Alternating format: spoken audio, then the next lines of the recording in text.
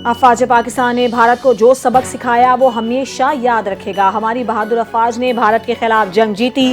Field marshal Asim Munir की क़यादत में मार्का हक में पाकिस्तान ने तारीखी फतह हासिल की।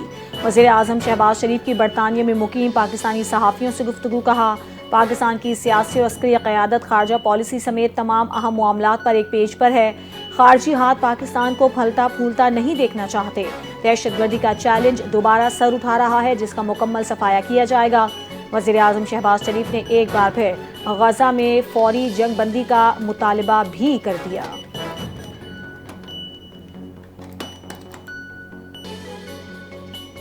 भारतीय टीम की हठधर्मी बरकरार। मोहसिन नकवी से ट्रॉफी लेने से इनकार कर दिया। एशिया कप जीतने के बावजूद भारतीय टीम का गैर स्पोर्ट्समैन रवैया। भारतीय टीम के इनकार पर फाइनल की तकरीब ताखीर का शिकार हुई। ट्रॉफी वापस मंगवा ली गई। ना मुसाफिहा ना मुश्तरका तस्वीर। भारतीय टीम ने खेल के आदाब पामाल कर दिए। एशिया कप की तकरीब ट्रॉफी दिए बगैर खत्म। भारतीय टीम ट्रॉफी के बगैर मैदान में रह गई। इंतजामिया ट्रॉफी साथ ले गई। भारतीय खिलाड़ी खाली हाथ तस्वीर बनवाते रहे। ना ट्रॉफी मिली ना मेडल्स। भारतीय टीम ग्राउंड में ट्रॉफी के इंतजार में बैठी रही।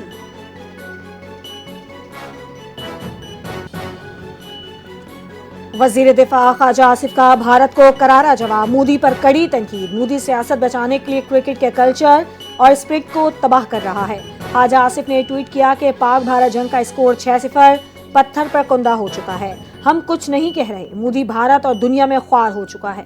बड़े सगीर में अमन के इम्कानात मोदी की सियासत की भेंट चढ़ गए। वजीर दिफा ने सख्त रद्द-ए-अमल दे दिया।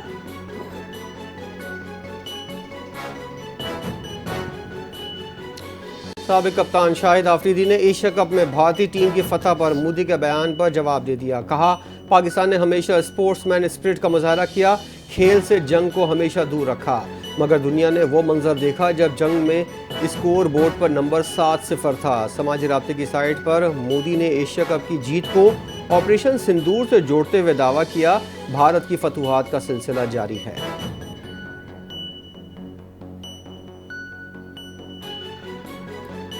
ट्रॉफी न मिली, भारतीय खिलाड़ी फर्जी तस्वीर पोस्ट करने लगे। जब ट्रॉफी मिली ही नहीं तो तस्वीरी ड्रामा क्यों? शायकीन का सवाल। अभिषेक शर्मा और शंबिन गुल की जाली ट्रॉफी के साथ पोस्ट सोशल मीडिया पर वायरल। असल ट्रॉफी लेने से इनकार। अब फर्जी तस्वीर से सच छुपाया जा रहा है। भारतीय टीम की हठधर्मी जारी। सोशल मीडिया पर जगहसाई का सामना करना पड़ गया।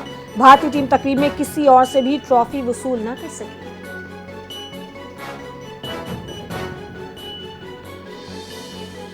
एशिया कप जीतने के बावजूद भारतीय टीम की हठधर्मी बरकरार। क्रिकेट में सियासत लाने के सवाल पर बौखलाहट का शिकार हो गए। मैच के बाद भारतीय कप्तान की प्रेस कॉन्फ्रेंस में सहाफ़ी ने सवाल किया, पहले आपने हैंडशेक नहीं किया, फिर ट्रॉफी के साथ सेशन नहीं किया। क्रिकेट की तारीख में आप पहले कप्तान हैं जो खेल में सियासत लेकर आए। भारतीय कप्तान सहाफ़ी का सवाल देने के बजाय बौखला गए। सहाफ़ी पर गुस्सा होने का इल्ज़ाम लगा दिया। सवाल समझ न आने का बहाना करके राह फरार इख्तियार कर ली।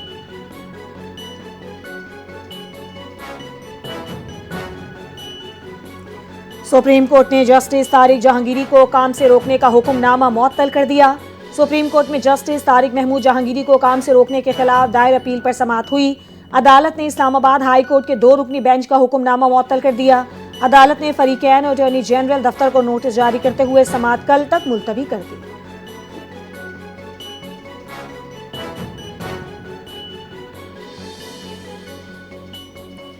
GHQ हमला केस में वीडियो लिंक ट्रायल के खिलाफ दरख्वास्त। बानी PTI को हाई कोर्ट पिंडी बेंच से रिलीफ ना मिल सका।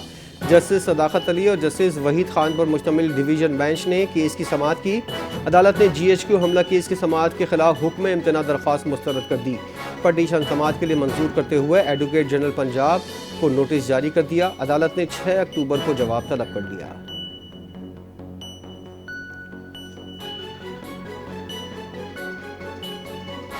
वज़ीर आला खैबर पख्तूनख्वा अली अमीन गंडापुर की अडियाला जेल में बानी तहरीक इंसाफ से तवील मुलाकात। जेल के कॉन्फ्रेंस रूम में होने वाली मुलाकात 2 घंटे से ज़ायद जारी रही। मुलाकात में मुल्क की सूरत हाल और पार्टी उमूर पर गुफ्तगू हुई। बानी PTI से मुलाकात के बाद अली अमीन गंडापुर अडियाला जेल से वापस रवाना हो गए। चेयरमैन PTI बैरिस्टर गौहर ने मुलाकात को खुशाइन करार दे दिया।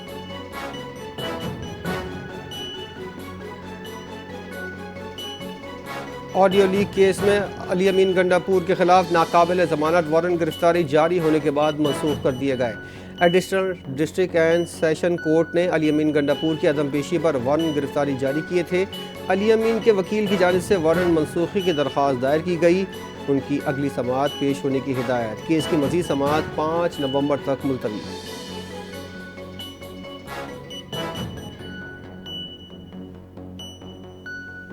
District and session court Islamabad ने साबिक गवर्नर सिंध इमरान इस्माइल और साबिक वज़ीर सेहत आमिर कियानी के वारंट गिरफ्तारी मनसूख कर दिए। आज़ादी मार्च केस की समाअत जुडिशल मजिस्ट्रेट मुबशिर हसन चिश्ती ने की। अदालत ने बर्रियत की दरखास्तों पर फरीकैन को नोटिस जारी कर दिए।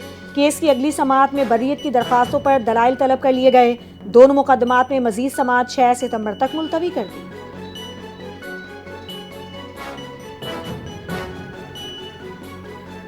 बानी पीटीआई 27 सितंबर जलसे से नाखुश, पार्टी को पैगाम भिजवा दिया। पिंडी की अडियाला जेल के बाहर सलमान अकरम राजा ने गुफ्तगू करते हुए कहा, बानी पीटीआई ने 27 सितंबर को होने वाले जलसे के इंतजामात पर अदम इत्मीनान का इजहार किया। बानी पीटीआई ने वाज़ेह तौर पर कहा, जलसे के इंतजामात बेहतर हो सकते थे। पार्टी ओहदेदारों को इस सिलसिले में अपनी जिम्मेदारियां पूरी करनी होंगी। आवाम के साथ चलना है या पीछे रहना है।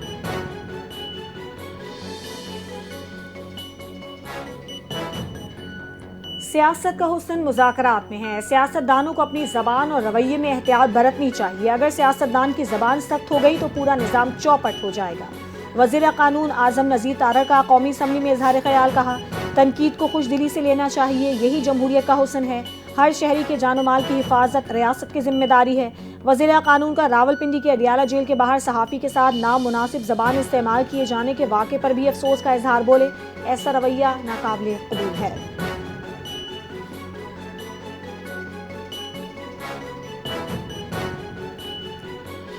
अकल कुल बनने की कोशिश मत करें। डिक्टेशन भी आप दे रहे हैं और धमकियां भी।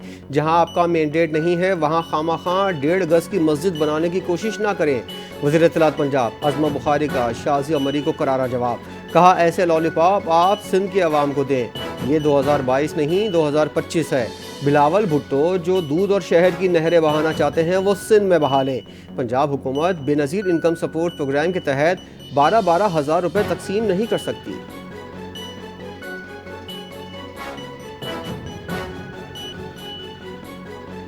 नून लीग ने हमेशा अवामी मसाइल के हल को तरजीह दी। फैसलाबाद में इलेक्ट्रिक बस मंसूबे के इफ्तिताह से शहरियों को सहूलियात मैसर होंगी। राना सनाउल्लाह का तकरीब से खिताब। कहा, वज़ीर आला मरियम नवाज ने सेहत, तालीम और ट्रांसपोर्ट में इक़दाम किए। अब अद्वियात अवाम की दहलीज पर दस्तियाब हैं। नून लीग ने ख्वाब को हकीकत बनाया। नून लीग नारों की नहीं, खिदमत की सियासत पर यकीन रखती है।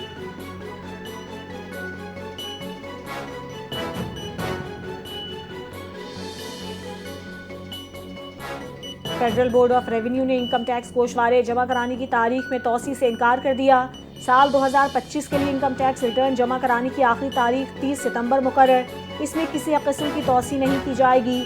FBR की जानिब से जारी वजाहत में कहा गया है कि साल 2025 के लिए इनकम टैक्स रिटर्न की तारीख में तौसी की खबरें बेबुनियाद और गुमराहकुन हैं। मुकर्ररा तारीख तक रिटर्न जमा ना कराने पर कानूनी नताइज का सामना करना पड़ेगा।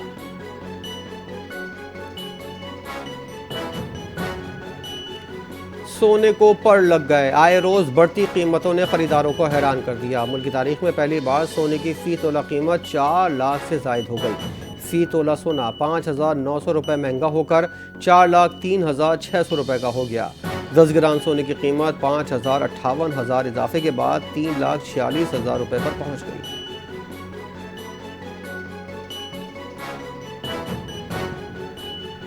पाकिस्तान स्टॉक मार्केट ने नया रिकॉर्ड कायम कर दिया। कारोबार के अख्ताम पर इंडेक्स में 1,590 पॉइंट्स का इजाफा।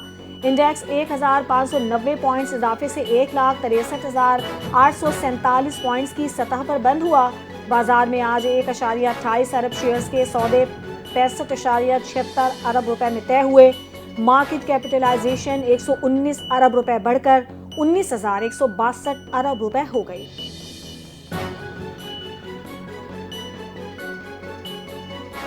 अवाम के लिए एक और महंगाई का बम तैयार। 1 अक्टूबर से पेट्रोलियम मसनूआत की कीमतों में इजाफे का इम्कान। ज़राए के मुताबिक पेट्रोलियम मसनूआत की नई वर्किंग मुकम्मल कर ली गई। पेट्रोल ₹1.97, डीजल ₹2.48 महंगा होने का इम्कान। मिट्टी का तेल ₹4.65 फ़ी लीटर महंगा होने की तजवीज़। ओगरा ने वर्किंग वजारत ख़जाना को इरसाल कर दी। वज़ीर-ए-आज़म की मंजूरी के बाद नई कीमतों का ऐलान कल किया जाएगा।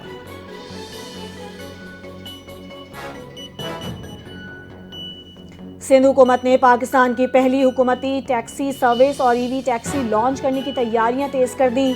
दिसंबर में ईवी टैक्सी मुतारिफ करवाने का फैसला कर लिया। कराची में सिंध के सीनियर वजीर शर्जील इनाम मेमन की जेर सदारत अहम इजलास।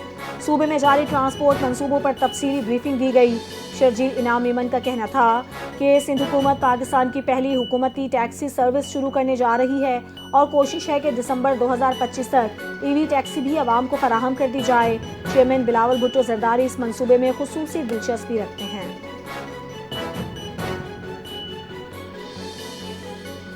सिंध पुलिस में तकर्रुरियाँ और तबादले। तौहीद रहमान मेमन SP इन्वेस्टिगेशन ज़िला किमाड़ी तैनात।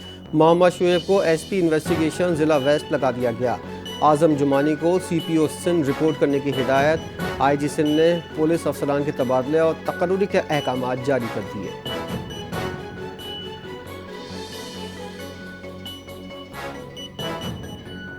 कराची वालों की एक किस्मत जाग उठी। शहर के इंफ्रास्ट्रक्चर की बहाली के लिए साइंस सरकार हरकत में आ गई। वजीर बल्दियात से नासिर हुसैन शाह ने महकमे का आला सतह का इजलास बुला लिया। तमाम बल्दियाती इदारों के सरबराहान की इजलास में शिरकत। वजीर बल्दियात का कहना था कि कराची के इंफ्रास्ट्रक्चर को फौरी बहाल करना बलीन तरजीह है। शहर की तमाम मखदूश इमारतों की फहरिस्त भी तलब। इंफ्रास्ट्रक्चर की बेहतरी के लिए टेक्निकल कमेटी बनाने की हिदायत कर दी गई।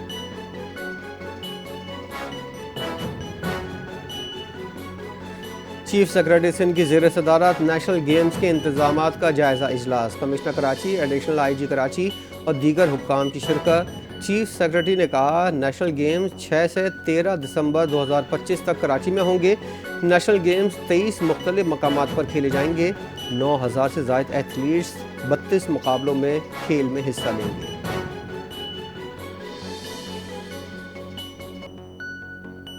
खून सफ़ेद हो गया। पाकपतन में जायदाद के तनाज़े पर छोटे भाई ने बड़े भाई को कुल्हाड़ियों के वार से कत्ल कर दिया। पुलिस ने तीसरे भाई की मुद्दत में मुकदमा दर्ज करके मुलजिम मोहम्मद खान को DPO के नोटिस पर गिरफ्तार कर लिया। DPO का कहना है मुलजिम को कानून के मुताबिक सज़ा दिलाई जाएगी।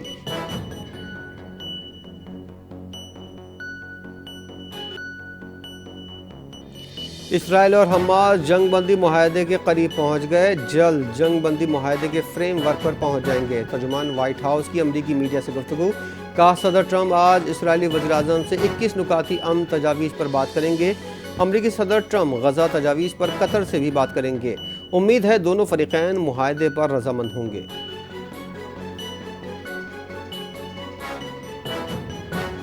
अमरीकी सदर डोनाल्ड ट्रंप ने गैर मुल्की फिल्मों पर 100% टैरिफ आयद करने का ऐलान कर दिया।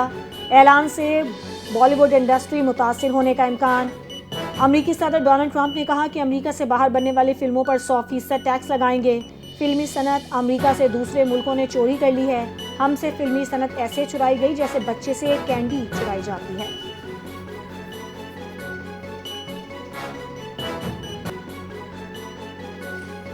ईरान ने अपने ही शहरी को इसराइल के लिए जासूसी करने के इल्ज़ाम में फांसी दे दी। खबर रसादारे के मुताबिक ईरानी अदलिया ने इसराइल के सबसे अहम जासूसों में से एक और अहम तरीन करार दिया। बेमन जोबी ने हसास मालूमात और डेटा बेस तक रसाई के रास्ते फराहम किए। इलेक्ट्रॉनिक आलात की तफसीलात भी दी। मूसाद ईरानी डेटा बेस हैक और कौमी सलामती को नुकसान पहुँचाना चाहता था। इन वाक़यात के बाद से 3 माह में ईरान में अब तक 9 मुबैना इसराइली जासूसों को फांसी दी जा चुकी है।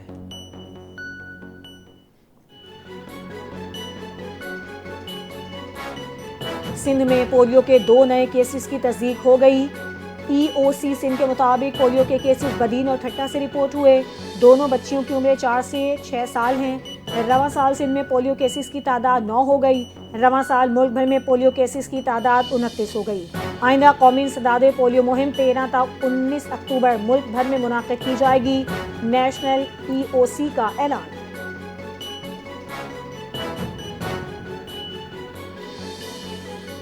महकमा मौसमियात ने शहर कायद में कल हल्की और मूसलाधार बारिश का इम्कान जाहिर कर दिया। कराची में समुद्री हवाएं बंद होने से गर्मी की शिद्दत में इजाफा। शहर का मौजूदा दर्जा हरारत 30 डिग्री रिकॉर्ड। हवा में नमी का तनासुब 60%। उमरकोट, बदीन, हैदराबाद समेत सिंध के मुख्तलिफ शहरों में बारिश का इम्कान।